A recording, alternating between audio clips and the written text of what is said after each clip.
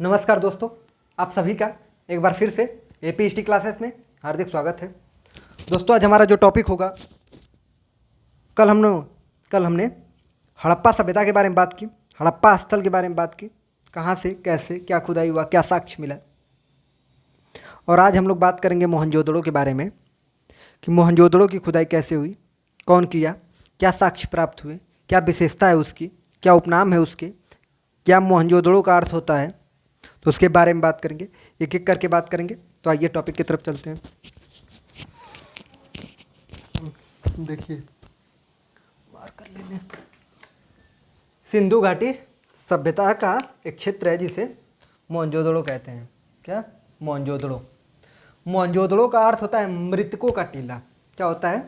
मृतकों का टीला। मृत से ऐसा नहीं है कि यहाँ पे कब्रिस्तान वब्रिस्तान, एक भी कब्रिस्तान का साक्ष्य नहीं मिला है। एकमात्र ऐसा स्थल है सिंधु घाटी सभ्यता का जहाँ से एक भी कब्रिस्तान का साक्ष्य नहीं मिला है। उसके बारे में हम लोग अभी बात करेंगे आगे। तो देखिए यहाँ पे मोहनजोदड़ो, और मोहनजोदड़ो में हम लोग देखेंगे कि क्या यहाँ से मिला है। तो मोहनजोदड़ो वर्तमान में है कहाँ? तो ये सिंध के लरकाना जिले में है। सिंध के लरकाना जिले में है। कहाँ पे है? तो सिंध के लरकाना जिले में, जो पाकिस्तान का क्षेत्र है। सिंधु नदी के दाहिने तट पर है। किस सिंधु नदी के किस तट पर है? तो दाहिने नदी पे। तो क्वेश्चन ये पूछ सकता है कि मोहनजोदड़ो किस नदी के तट पर है? तो सिंधु नदी के तट पर। चनुदड़ो किस नदी के तट पर है? सिंधु नदी के तट पर। कोटदीजी किस नदी के तट पर है? तो सिंधु नदी के तट पर। सिंधु नदी के दाहिने तट पर कौन है? तो मोहनजोदड़ो। ओके। और कहाँ पे है? तो सिंध के लरकाना जिले में। कहाँ पे? तो सिंध के लरकाना जिले में। अब देखिए इसके बारे में बात करते हैं। पहले विशेषता जान लें कि विशेषता क्या है इसकी। तो विशेषता में हम लोग देखते हैं कि ऐसे देखने में लगता है जैसे आध्यात्मिक नगर है। तो क्वेश्चन ये बन सकता है कि सिंधु घाटी सभ्यता का कौन सा ऐसा स्थल है जो देखने में लगता है कि आध्यात्मिक नगर है? तो कौन है? तो मोहनजोदड़ो है। हड़प्पा का प्रसिद्ध स्थल है, सबसे प्रसिद्ध हड़प्पा का कौन सा स्थल है? तो मोहनजोदड़ो है। कौन है? मोहनजोदड़ो। हड़प्पा का सबसे बड़ा स्थल कौन सा था? राखीगढ़ी। उसके बारे में बात कर चुके हैं, लेकिन उसको विस्तार से भी करना है। तो मोहनजोदड़ो क्या है? हड़प्पा का सबसे प्रसिद्ध स्थल है। इसका नगर, मतलब जो हड़प्पा का नगर है, सॉरी, हड़प्पा सभ्यता का जो ये मोहनजोदड़ो है, मोहनजोदड़ो का निर्माण, इसका नगर निर्माण कच्ची ईंटों के चबूतरों पर हुआ है। कहाँ हुआ है? तो कच्ची ईंटों के चबूतरों पर हुआ है। एक मिनट रुकिएगा जरा।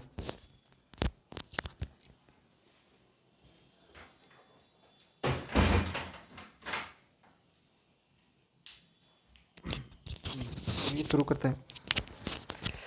क्या है इसका नगर? इसका जो नगर का निर्माण हुआ है कच्ची ईंटों के चबूतरों पर हुआ है। ठीक। अब देखिए, मार्शल ने इसकी खुदाई कर 7 स्तरों की उद्घाटित किया। मतलब मार्शल ने मोहनजोदड़ो का खुदाई किया और हम लोग देखते हैं कि 7 स्तरों को उद्घाटित करता, और यही व्यक्ति ऐसा है जो बताता है कि मोहनजोदड़ो 7 बार उजड़ा और 7 बार बना।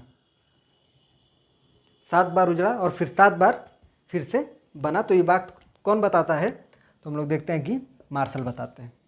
ठीक। अब देखिए यहाँ पे आ गई बात कि सिंधु घाटी सभ्यता से कोई कब्रिस्तान नहीं मिला है। तो क्वेश्चन ये बन चुका है इसमें कि निम्न में से कहाँ पर कब्रिस्तान के साक्ष्य नहीं मिले हैं? तो कौन सा स्थल है? तो मोहनजोदड़ो है। ठीक। अभी ये साक्ष्य के बारे में हम लोग बात करेंगे, तो बस ये मैं थोड़ा सा बता दिया हूँ विशेषता में। इसके बाद देखिए इसका उपनाम क्या है। सिंधु घाटी सभ्यता का एक स्थल है जिसका नाम है मोहनजोदड़ो। मोहनजोदड़ो के उपनाम क्या है? तो इसे मुँहों का भाटा कहा जाता है। क्या कहा जाता है? मुँहों का भाटा। तो क्वेश्चन ये बन सकता है पीसीएस में कि किसे मुँहों का भाटा कहा जाता है, और 4 विकल्प रहेगा, कोटदीजी, चनुदड़ो, मोहनजोदड़ो, हड़प्पा। तो किसे कहेंगे हम लोग? मोहनजोदड़ो। रेगिस्तान का बगीचा किसे कहा जाता है? तो मोहनजोदड़ो को। मृतकों का टीला किसे कहा जाता है? तो मोहनजोदड़ो को। सिंध का बाग किसे कहा जाता है? तो मोहनजोदड़ो को। स्तूपों का शहर किसे कहा जाता है?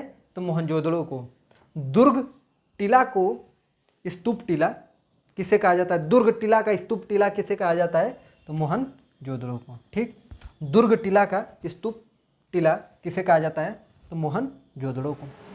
अब देखिए साक्ष्य क्या मिले यहाँ से, तो यूनिकॉर्न प्रतीक वाले 2 चांदी की मुहर मिली है। यूनिकॉर्न प्रतीक वाले 2 चांदी की मुहर मिली है। भारी बटखरा मिला है जो 10 सिंधु घाटी सभ्यता से सबसे भारी बटखरा कहाँ से मिला है? तो मोहनजोदड़ो से। और वो कितने ग्राम का है? तो 10.5 ग्राम का। ये क्वेश्चन नहीं पूछेगा कितने ग्राम का है, बस ये पूछेगा कि भारी बटखरा कहाँ से मिला है? तो मोहनजोदड़ो से। कपास का हम लोग देखते हैं, जब मैं बता रहा था मेहरगढ़ के बारे में, तो वहाँ पे हम लोग देखते हैं कि कपास का सबसे पहली बार साक्ष्य हम लोग को मेहरगढ़ से मिलता है। लेकिन कपासी वस्त्र का निर्माण सबसे पहली बार कहाँ हुआ था? ये क्वेश्चन आईएएस में बन चुका है, तो मोहनजोदड़ो में। ठीक, मलेरिया बीमारी का साक्ष्य सबसे पहली बार कहाँ मिला? तो मोहनजोदड़ो से मलेरिया बीमारी का सबसे पहली बार साक्ष्य मिला। ठीक, और सुनिए यहाँ से ये साक्ष्य मिला।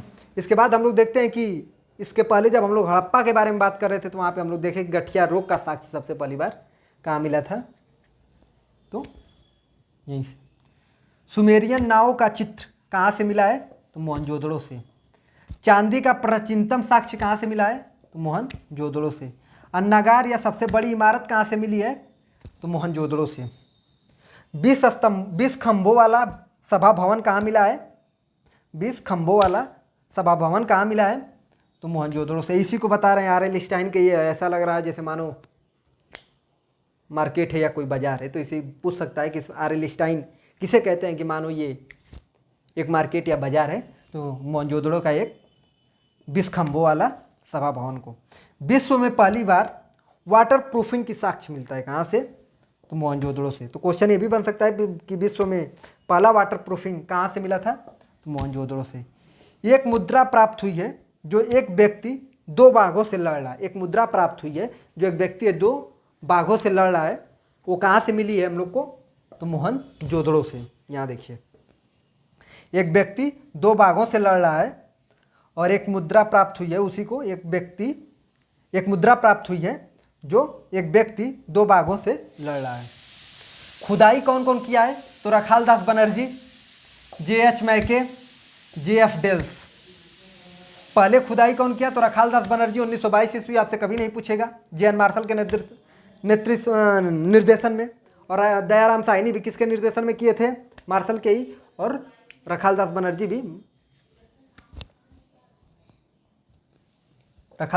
भी निर्देशन किसका था? जे.एन. मार्शल का। तो खुदाई रखाल दास बनर्जी, फिर उसके बाद J.H. मैके, फिर J.F. डेल्स किए थे। अन्य प्रमुख प्राप्तियां, तो बहुमंजिली इमारत, पुरोहितों का आवास, पुरोहित विद्यालय, पुरोहित राजा की मूर्ति कहाँ से मिली है? तो मोहनजोदड़ो से मिली है। ठीक, कुंभकार की बस्ती कहाँ से मिली है? तो मोहनजोदड़ो से मिली है।